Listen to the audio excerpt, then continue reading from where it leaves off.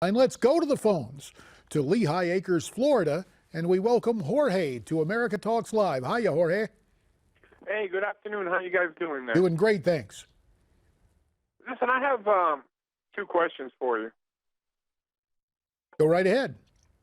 Okay. My first question was for Mr. Dershowitz, but I know he's not there right now. Right. But I would like for you to ask any liberal Democrat that comes on your show of the faith that how would they feel if now that Iran has the steps to the nuclear bomb, if they ever did attack Israel with it, how would they feel that they supported this administration or any other administration that allowed them to, procure those steps towards destruction? Got that, Jorge. What's your second point, sir?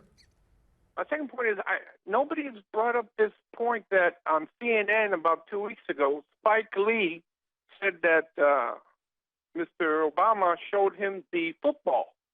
And I don't know if that's common practice or not, but nobody's reported on that somebody in the entertainment field can just look at the football. Well, do we know, and you're talking about, of course, the briefcase with the nuclear instructions that a military aide is supposed to have in close proximity to the president at all times should there be an attack on the United States. And so you're saying Spike Lee got a gander at the football, it was reported by CNN. One guy we can ask about that, Jorge, is a gentleman who joins me now. Such is his commitment to our program that he is pulled to the roadside in New Mexico, and he Skypes in with us. He's our good friend Craig Shirley, presidential historian and author of The Last Act, The Final Years and Emerging Legacy of Ronald Reagan. Craig, let me go to you.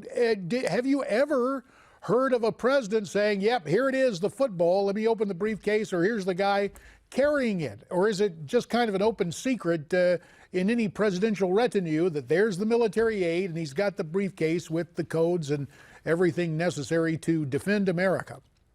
JD, with this president, there's nothing beyond the realm.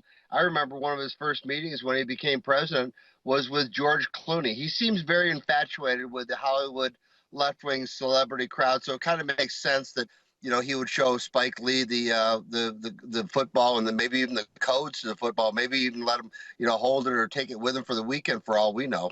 Well, Hollywood certainly has changed since the days of Ronald Reagan, and another favorite in Hollywood is Hillary Clinton, but she was not playing a role.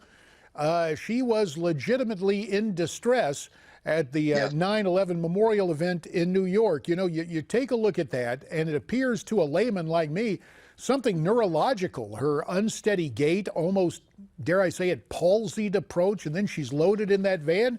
Then here we see her a couple hours later coming out of her daughter's apartment. Rather than taking her to the ER, the New York Post reported that her campaign didn't want details of her condition getting out and what prompted the distress.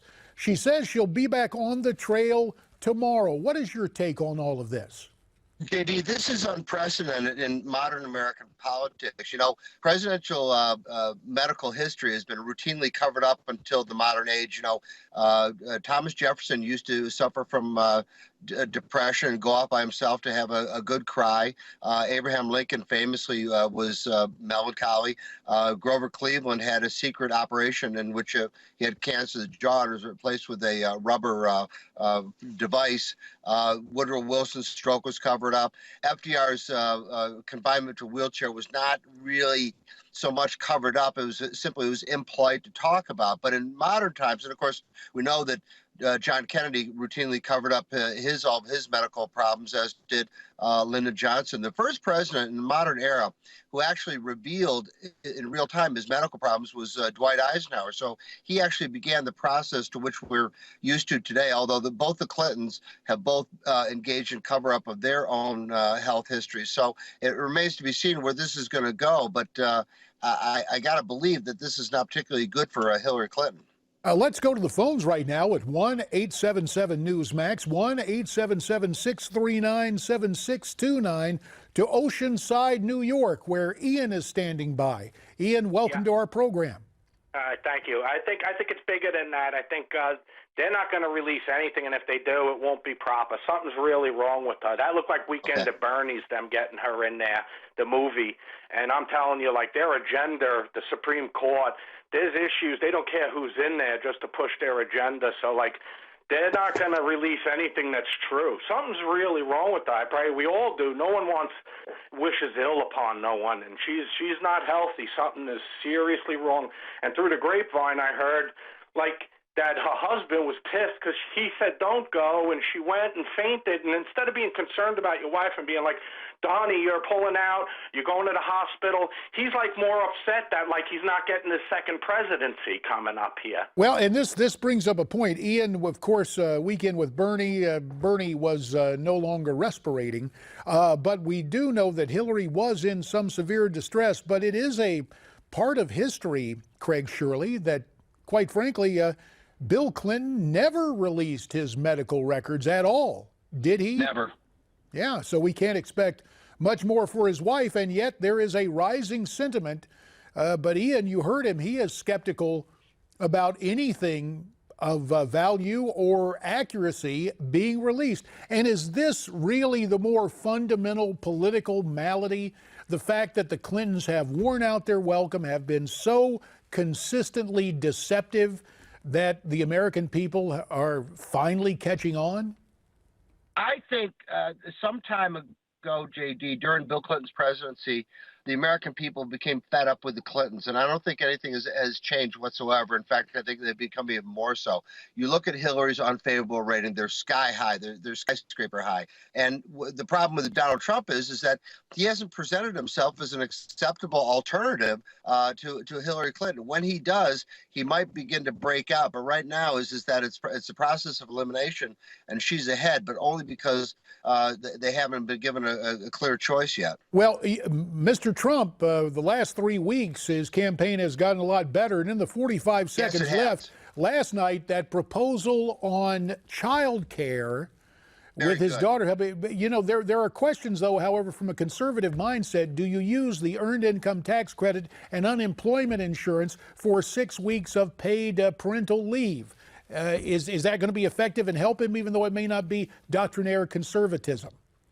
I think, JD, as you know, as well as anybody, politics is motion. And Trump is in motion right now. He's issuing proclamations. He's making proposals. And everybody's talking about Hillary's health. So the contrast can't help but help Donald Trump right now. So as long as he is campaigning and, as Newt used to tell us, relying on the power of ideas, even though it may generate some controversy within the conservative community, he is moving forward, and obviously that may help him in a key state like Pennsylvania.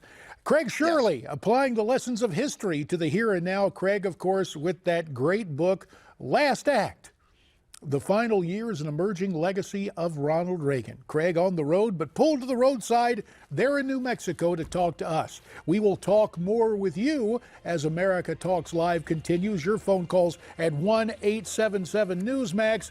And up next, my old congressional colleague, Pete King. He's been busy on Capitol Hill. We'll talk about it.